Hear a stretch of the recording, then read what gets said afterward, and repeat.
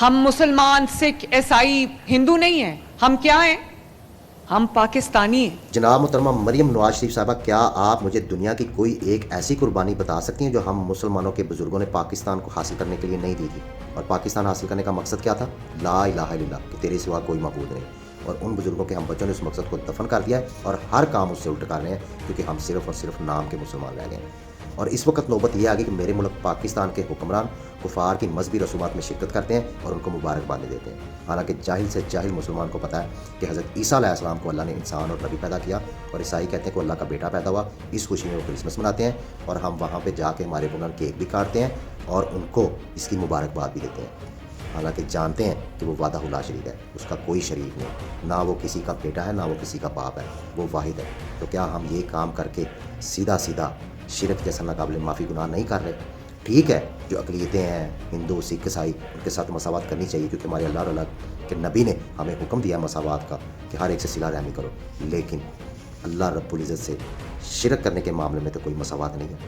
کل کو جب ہم مر کے قبر میں جائیں گے اور فرشتہ اللہ کے حکم سے سوال پوچھے گا، تو کیا ہم اس کو یہ جواب دیں گے کہ ہم مسلمان، سکھ، عیسائی، ہندو نہیں ہیں، ہم کیا ہیں؟ پاکستانی ہیں. اور فرشتہ تو کہے گا نا کہ تم پاکستانی قوم سب سے بڑی منافق قوم ہو، پاکستان کو حاصل کیا لا الہ الا اللہ کا مقصد دے کے، اور پھر اس کے بعد ہر کام اس سے الٹ کیا. اس لیے اللہ نے تم پہ ویسے ہی حکمران مسلط کر دیا جیسے تم خود ہو، کیونکہ یہ اللہ کا حکم ہے.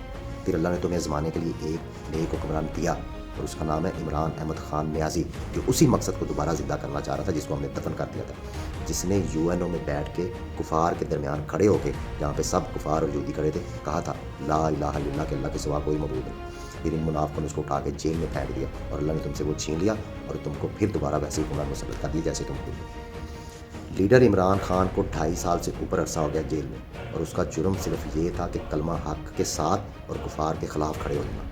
اور یہ منافق حکمران ہم پہ حکومت بھی کر رہے ہیں اور ہر وہ کام کر رہے ہیں جو اللہ کو نہیں پسند. سود پہ قرضہ لیتے ہیں اور پھر قوم کو مبارکباد دیتے ہیں اللہ کے خلاف کام کر کے کہ ہمیں سود پہ مزید قرضہ مل گیا، اور ساتھ بتا دیتے ہیں کہ اب ہر پاکستانی 3,18,252 روپے کا مقروض ہو گیا.